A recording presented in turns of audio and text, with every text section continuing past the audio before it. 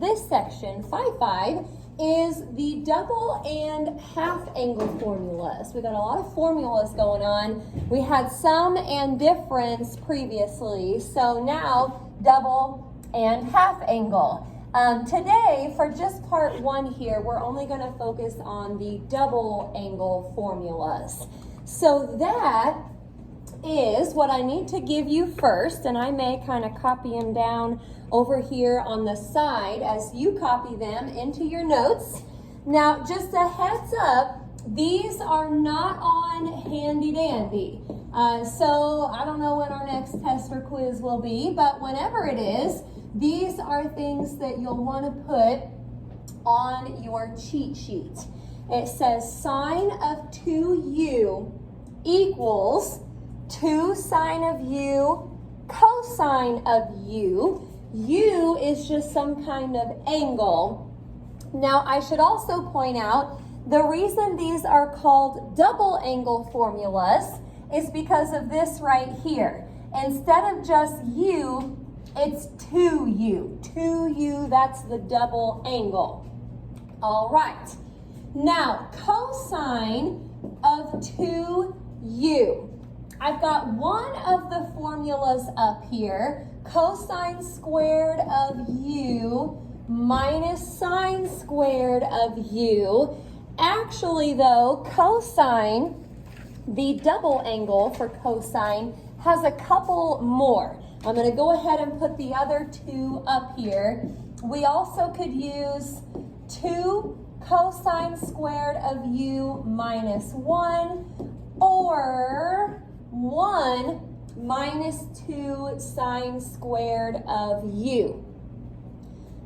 Okay, so basically you'll have to kind of look at the problem that you're working on and decide which one of those you want to use. Sometimes we want to use this one. Sometimes we'll want to use that one. Again, it kind of just depends on what you have in the problem. If you want cosines, use this one. If you want sines, use that one, or maybe you want both. So that's something we'll kind of have to work on, deciding which one to use for cosine. All right, and then here is the double angle formula for tangent.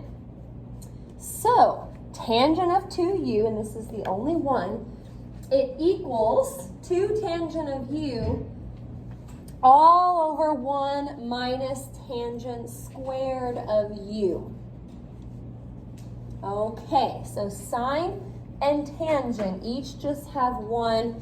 Cosine, you've got a few options. All righty.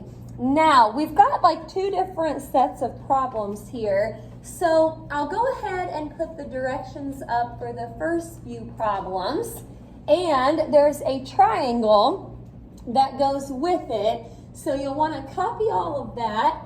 And it says, use the figure to find the exact value. Are you ready to go? All right. I got a handy dandy on the back of here, and you should be able to take it down to Mrs. Robbins' room. She's there. All right, thanks. So, again, use the figure to find the exact value of the trig function. Each problem will have a different trig function to find. Okie doke. So again, there's a triangle that goes with it. Theta is in the bottom left. 7 is on the bottom. That's the side on the bottom. 3 is the other side. It looks like we don't know the hypotenuse. Now, at some point, I'll probably have to figure that out. But for now, let's go ahead and start with the first one. Now, some of these problems today are not going to require a double angle formula. Some of these things we do today should be things that we already know how to do. So, cosine of theta. SOHCAHTOA tells us to do adjacent over hypotenuse. But there you go. We got to figure out what the hypotenuse is. So what are we going to use? The Pythagorean Theorem. Yes. 7 squared plus 3 squared, or 3 squared plus 7 squared, equals c squared. So 49 plus 9 is actually a 58. And remember, hypotenuse is always positive. Actually, I think most of these triangles today will just have positives. It kind of looks like we're in quadrant 1 there. So I'm going to try to see if there's any nice square roots that go into 58, but I don't think there are. And again, hypotenuse is always positive. We'll just leave it as the square root of 58. So going back to what we were actually supposed to do, cosine of theta adjacent over hypotenuse. We don't want to leave it as 7 over square root of 58. Let's multiply by square root of 58 on top and bottom. So finally, 7 square root of 58 all over 58. I don't really think there's a way to reduce that, so we'll leave that the way it is. Okie doke. Well, that was fine. Nothing new there with number 1. Now, number 2 is up there, and although it seems kind of strange that we're doing some of these things that we already know how to do, it's possible that later on here we'll have to use those values. So it might be kind of a good thing in a way that we're figuring this stuff out first. Now, tangent, opposite over adjacent, that would be 3 over 7, and that wasn't too bad at all. You can't reduce that. No need to rationalize. It doesn't have any radicals, so that would be tangent, just 3/7. Okie doke.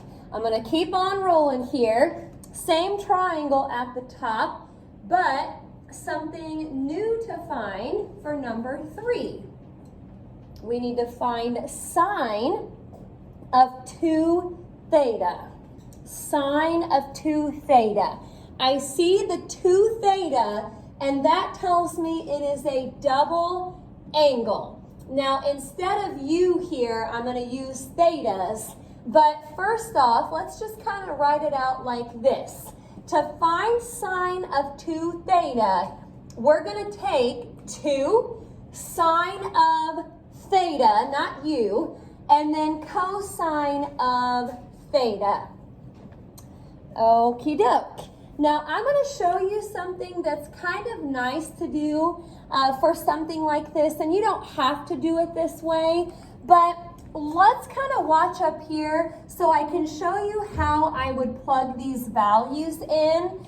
First off, the 2 is still there out front, but I need a sine of theta next. Sine is opposite over hypotenuse.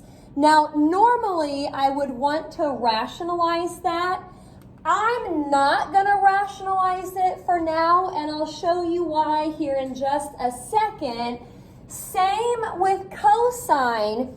I know earlier it was example 1, we found cosine and we rationalized it. Go ahead and put it in not rationalized. So 7 over square root of 58, and watch how nice this works. I'm going to just put that 2 over 1. So on top, 2 times 3 is 6. 6 times 7 is 42. On bottom, this is precisely why I put it in not rationalized. When you take the square root of something times the square root of the same something, it's just the something. So square root of 58 times square root of 58 is just 58. Now you can divide by 2 to simplify that a little bit, but there you have it. 21 over 29. If you had put in the fractions that were rationalized, you would eventually get to this, but it would take a lot more reducing and a lot more simplifying, and I don't like to do that. So again, put it in not rationalized, and usually it works out pretty well. Alrighty, any questions on that one? We've done sine of 2u. Let's keep rolling. Cosine of 2u. Okie dokie. Cosine of 2u. Now, for this type of problem, it really doesn't matter which formula you use. All of these formulas will give you back the same answer.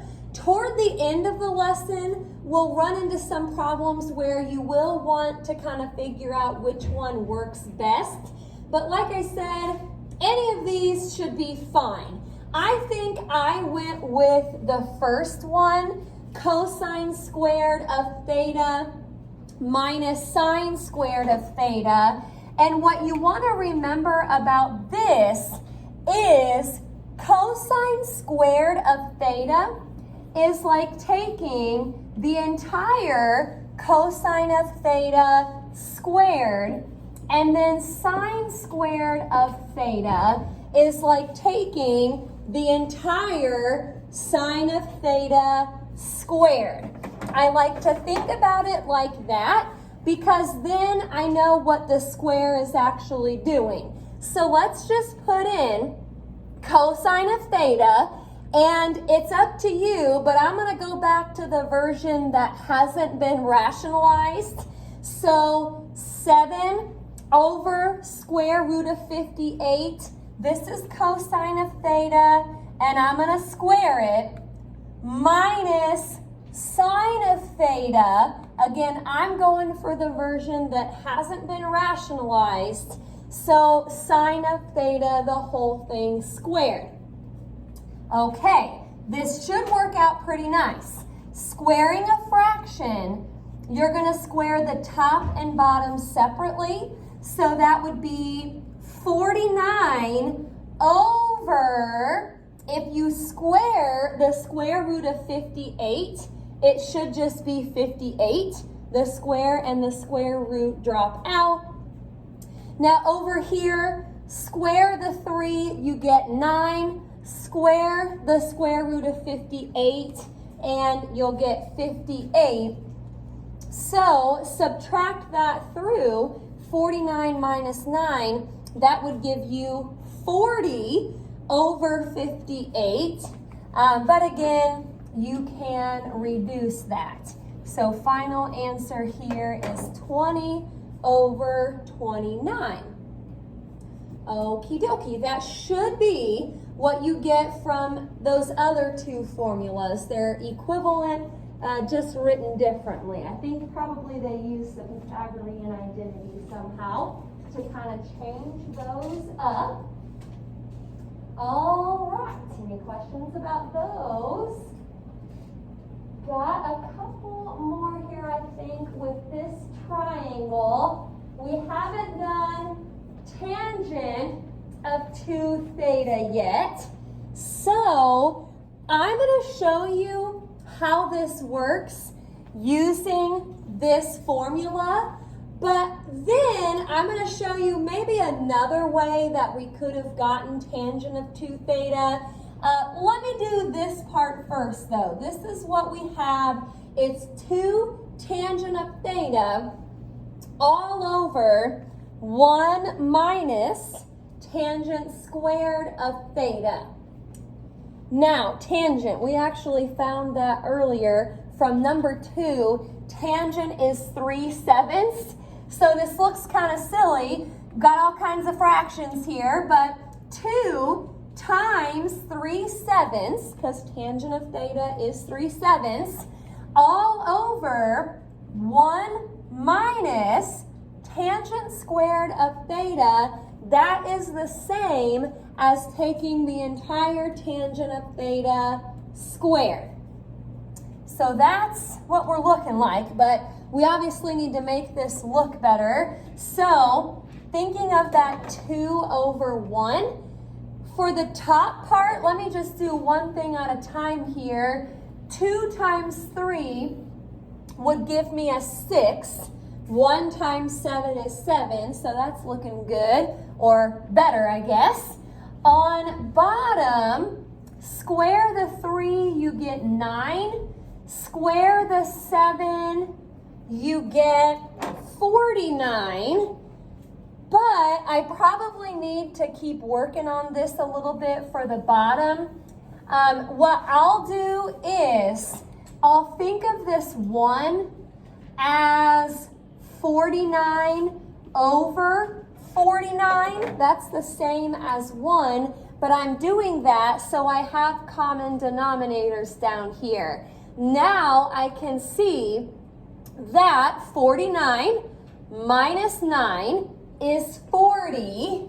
So we're taking 6/7 and we're dividing it by 40 over 49. Keep, change, and flip here. Let's see what happens. 6/7 times, I'm going to flip that fraction on bottom. Now, we probably need to reduce a little bit here. Let's divide by 7 on that diagonal, and maybe just divide by 2 on this diagonal. So, 21 over 20.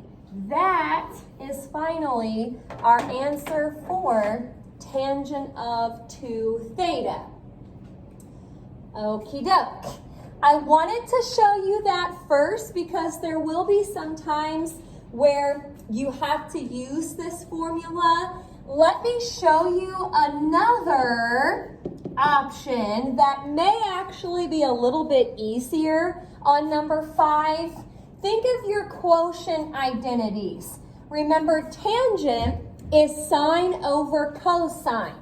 So, tangent of 2 theta would actually be the same as sine of 2 theta divided by cosine of 2 theta. Now, I'm going back to kind of look at what we had earlier for sine and cosine.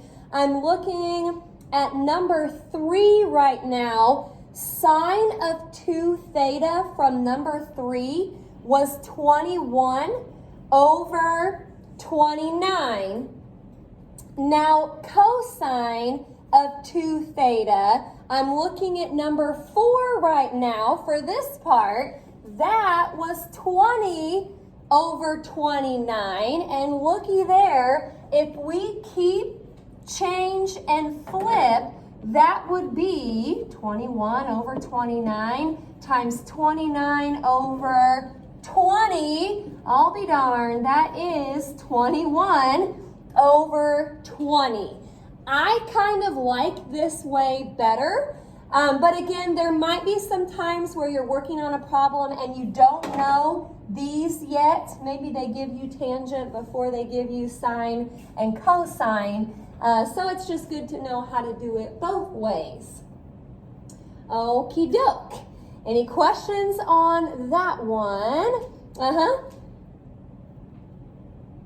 Never mind. Okay, all right. I was thinking of something. Could you say then that sine of 2 times theta would equal 21, since it's 21 over 20? That's what tangent of 2 theta is.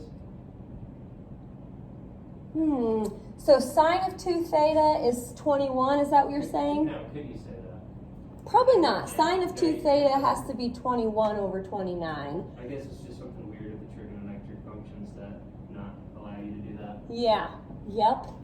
Okay, let me do one more here like this, and we'll switch over to something different. Number 6. Oh boy, secant of 2 theta.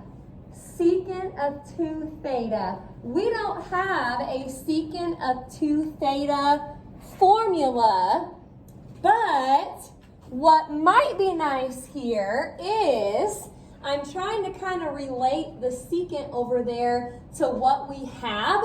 We do know, and I think I wrote this out over here, we do know that secant and cosine are reciprocals. So all I'm going to do for number 6 is flip over my answer to cosine of 2 theta. So again, I'm going back to something that I found earlier. Cosine of 2 theta, this is from number 4. I'll flip it, and that's all I have to do, 29 over 20. If they wanted you to find cosecant of 2 theta, take sine of 2 theta, flip it. Or cotangent, you could take tangent and then just flip it. So you may see some reciprocals throughout the homework. All right. Well, that's pretty good there for just sort of evaluating some different trig functions. Now we're going to finish with a couple problems that ask us to solve. We were solving equations a bunch in, I think it was section 5.3. So still going to be seeing that show up every now and then. All right. Here is number 7.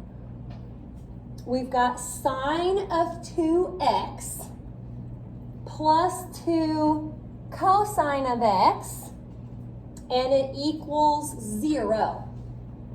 Remember some of the things that we talked about when we first learned how to solve equations? You really don't want to have 2 different trig functions. That's never a good thing.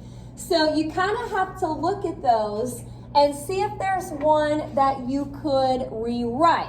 Now, we're on the topic of double angles right now, so that's kind of a giveaway, but I see that sine of 2x. It's not just x, it's 2x. That is a double angle. So I'm going to come over here and I'm going to look at my formula, and I'm just going to plug that formula in for the sine of 2x. Instead of u's, we're using x's. So it's 2 sine of x cosine of x. Now, I'll leave the rest of it alone, and I'll try to see maybe what else I could do to solve this. Now, as far as having different functions here, I've got a sine and a couple cosines. I don't really like that, but both of these terms here have a cosine in common. They also have a 2 in common, actually, but we could just pull out the GCF real quick, and then we'll probably have a couple different things that we can set equal to 0. Now, I pulled out 2 cosine of x. You could actually just do cosine of x if you wanted. We could, or we should, still get back the same answers. But I'm pulling out a 2 cosine of x. And so in parentheses, I've got a sine of x plus 1. This is making me happy because now I'll just set each little part equal to 0, and I'm going to try to get the trig function by itself first.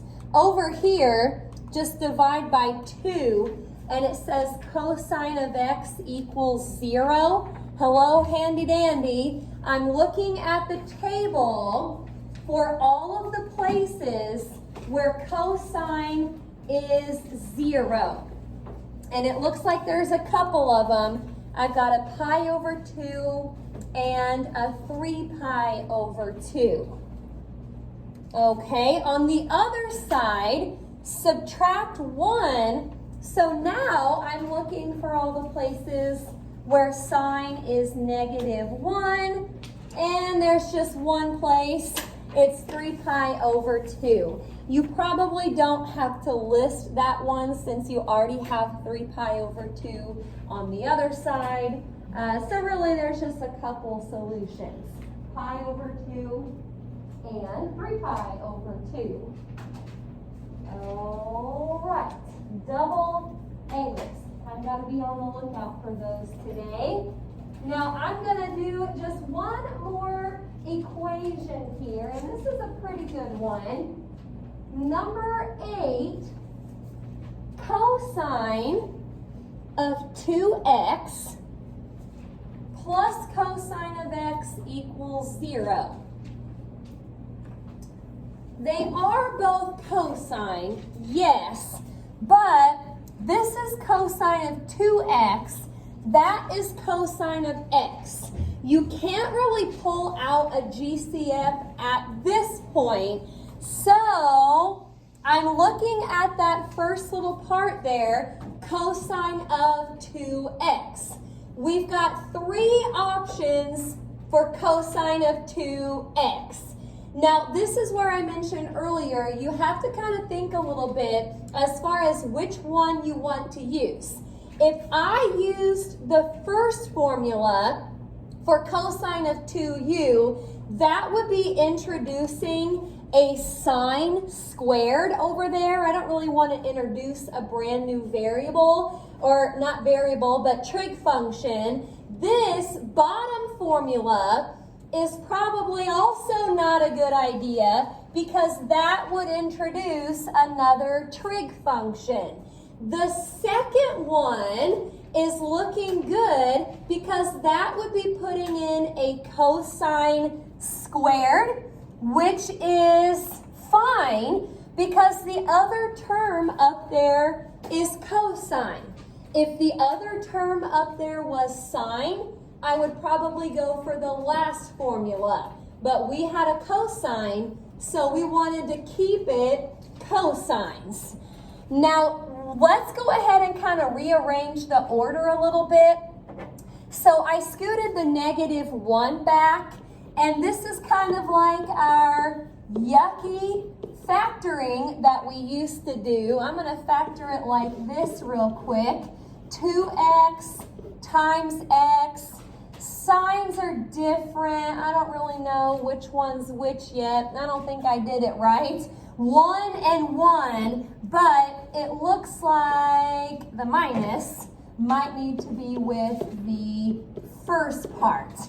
If I FOILed this out, it would be 2x squared plus 2x minus x minus 1. I'm going to take what I have right here and do it over here, but instead of the x's, I'm replacing that with cosine of x. So 2 cosine of x minus 1 times x plus 1. All right, and so we should be good to go ahead and break those apart, get the trig function by itself, and then look it up on Handy Dandy. Any questions about the factoring part? Okay, well, there's that, there's that.